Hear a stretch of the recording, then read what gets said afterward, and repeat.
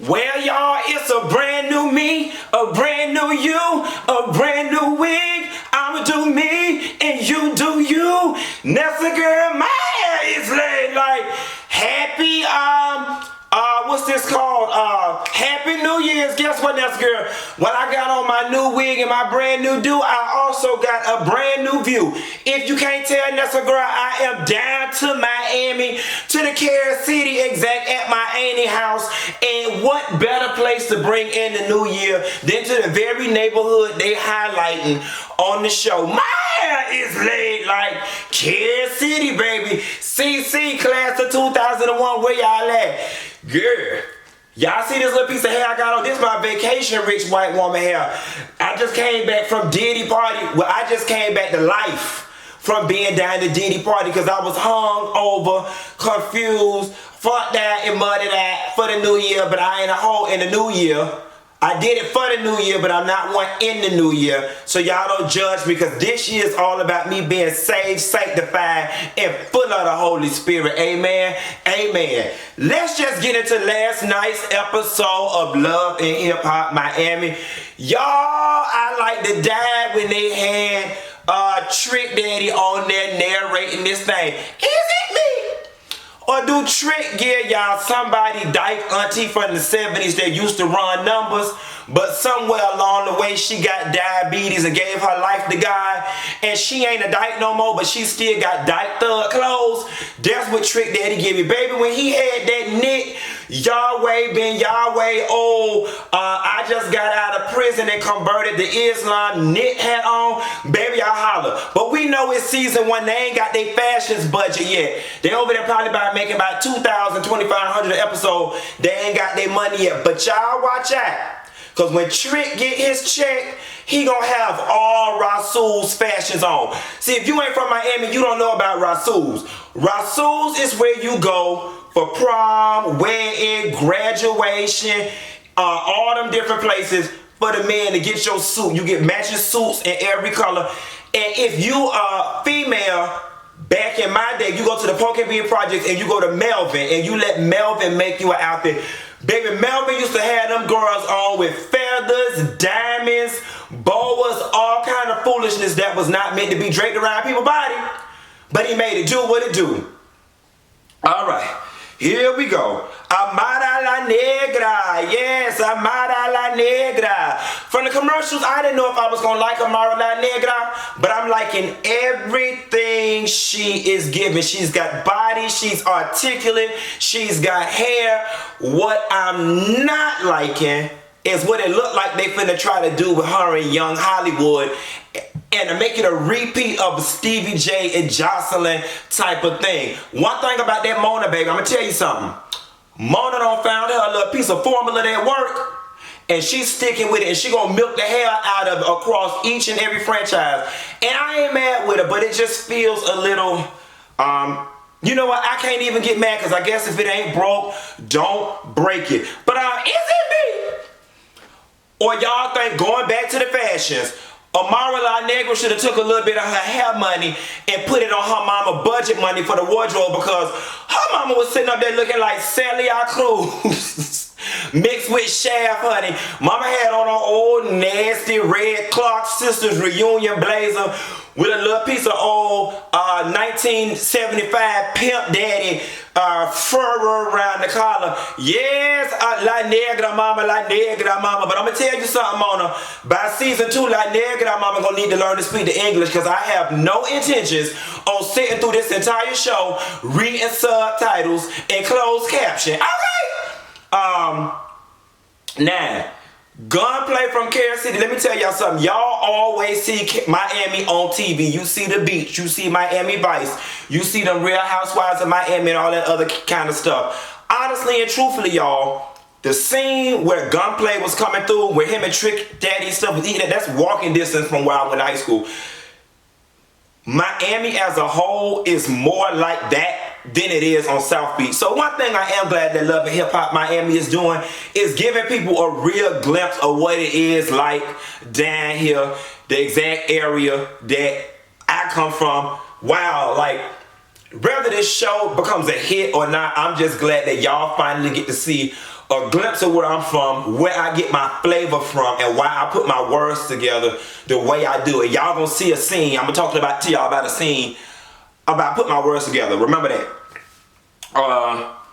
Let me tell you something. Kiara, baby. Now I don't know nothing about you, but baby, let me tell you something. I hope you kept your receipt for that butt, cause you need to take some of that back.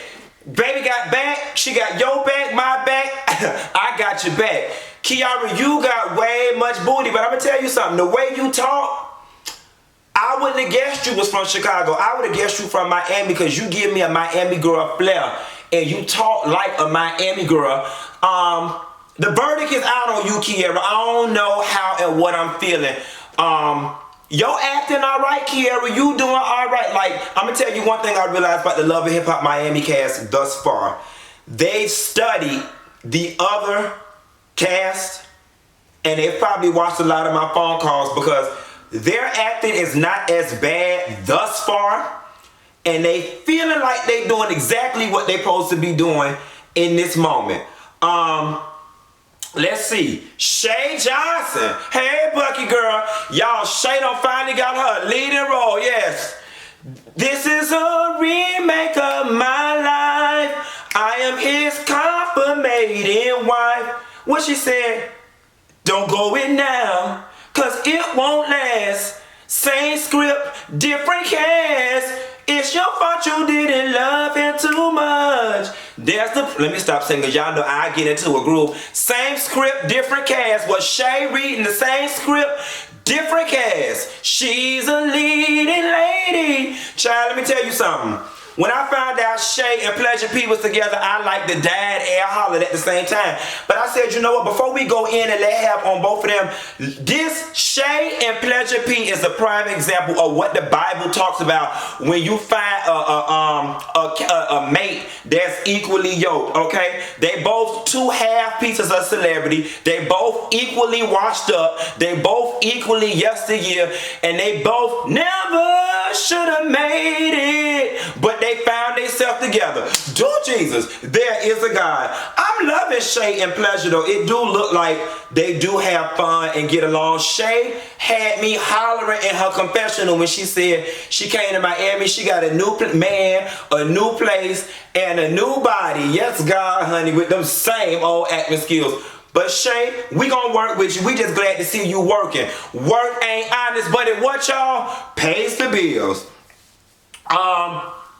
Bobby Wrights. Y'all, what y'all think about Bobby Wrights? Is it me, or do Bobby Wrights give y'all drag queen that went to prison for stealing and now they stuck in jail with no access to their lashes, their clothes, their hair, their trinkets, their jewelry, and none of that? He looked like Bobby Wrights are like a drag queen after she take all her stuff off and her feet hurting from walking the streets at night. Dig had the nerve to have that bandana tab right there, because you know the drag queens regular hair don't never be done, and when they don't have their wigs on, they gotta tie their bandanas on.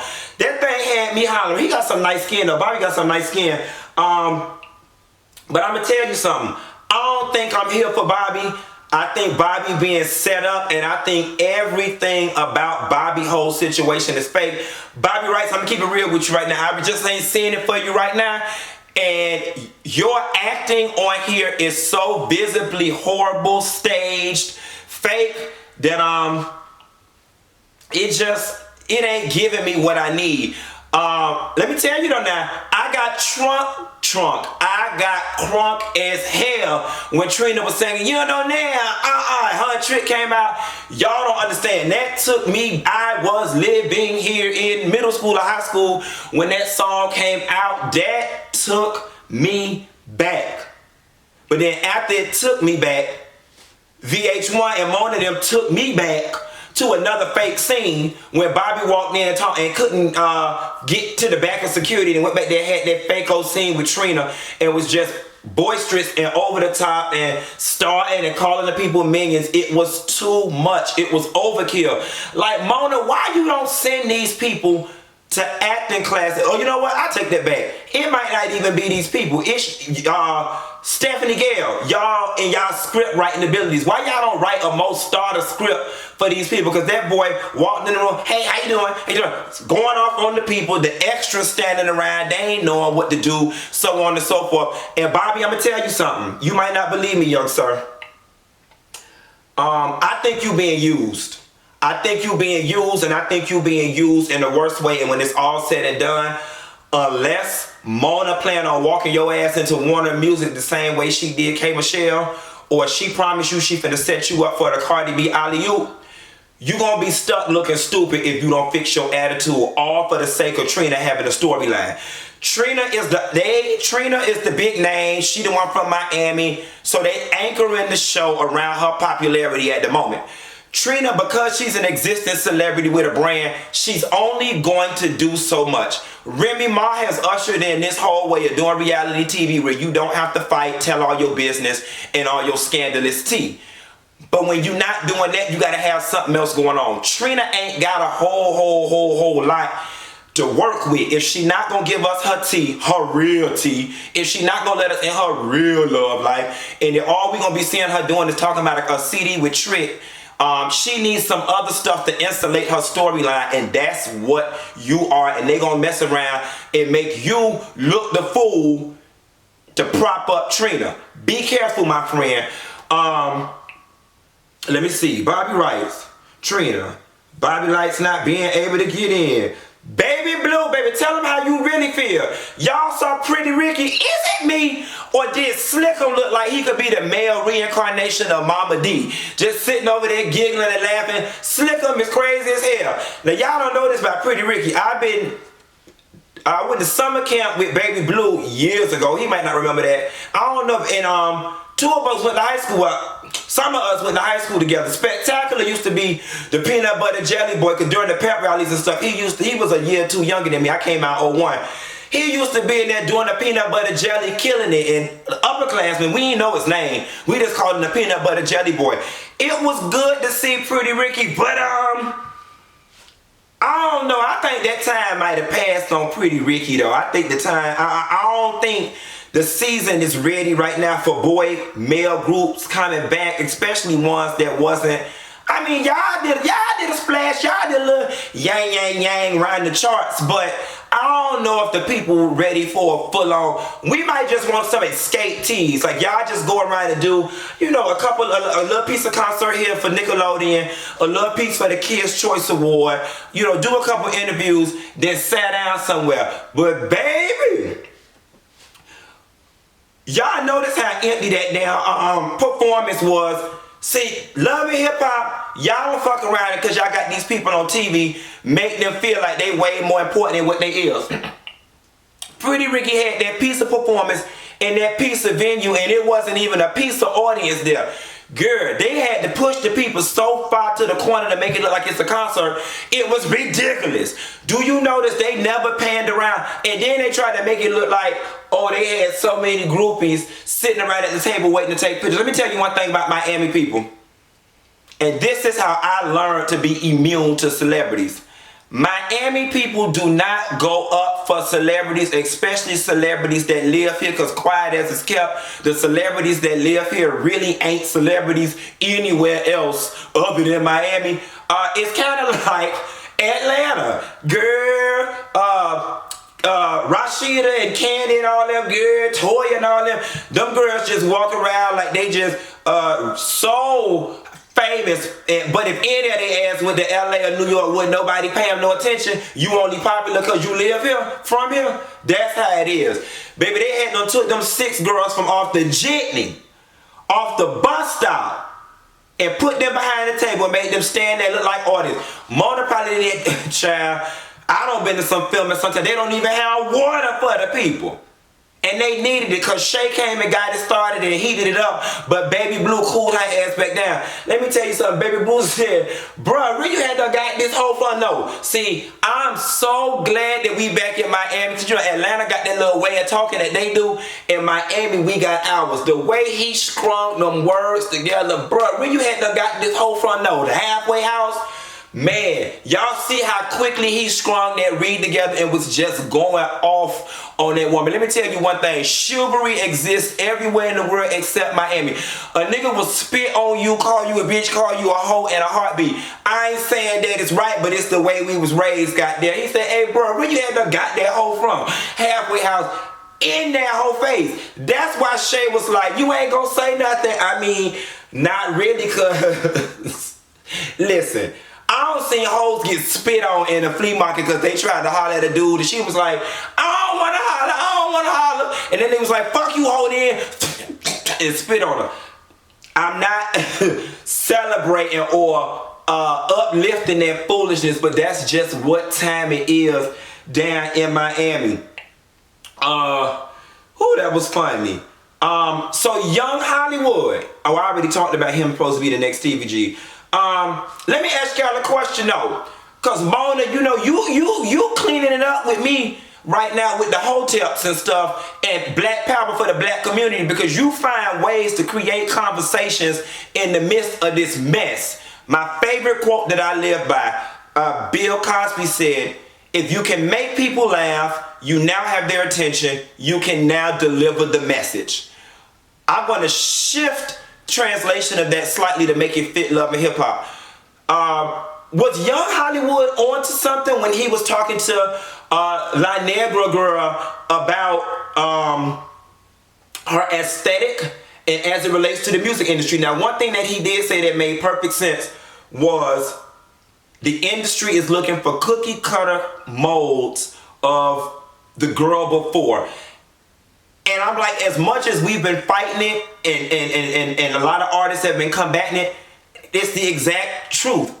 I keep realizing, or I just realized, the music business is just that, a business. So we found one mold that works and make us millions of dollars. We really don't care about the culture. We're in it for the business, all right? That's from the music business perspective. The artist is the one who has to fight to keep their integrity, keep their image, keep their so on and so forth. So I'm loving the fact that it is showing the true struggle of a lot of artists in this game. Amara La Negra girl, I can't be Amara La Negra. La Negra girl, keep that going. Like, keep showing the people what's going on, what your struggles is, and all like that. With that beautiful skin. That girl is beautiful, y'all, and we have not seen people on TV like that. And to be quite honest, I don't know a whole lot about the Afro-Latina community, and I'm from this bitch. But we about to find out because we got La Negra girl. Y'all drop down in the comments and tell me who your favorite person is so far. Now mind you, we can't really judge because they ain't gave us a whole lot or whatever. We only got an introduction to a few of the characters thus far. But I'm gonna tell you something. Love and Hip Hop Miami, y'all got it going on so far. I can't 100%, you know, say, oh, this gonna be a smash, knockout, drag them hit outside the park. I might be slightly partial to it because I'm from Miami. So y'all, you know, but I will say this. In my personal opinion, it's feeling much better than Love and Hip Hop Hollywood has ever felt to me. And Love and Hip Hop New York picking up. And I'm going to call you back after that when I go to Walmart. I had to get something to tie my hair. Anyway, Nessa girl, let me make sure I went over all my notes. Yep. All my notes, honey. Tip Drill, hey girl, you was doing all right with the little piece of scene you had. The Tip Drill probably ain't have enough going on for them to make her full cast. But we'll save Tip Drill conversations for when we got more about Tip Drill from the show to talk about. Anyway, girl, I'm in Miami. I gotta go around here to Walmart and see what's left in there after you Negroes done went in there and tore it up for Christmas. And I'll call you later, girl.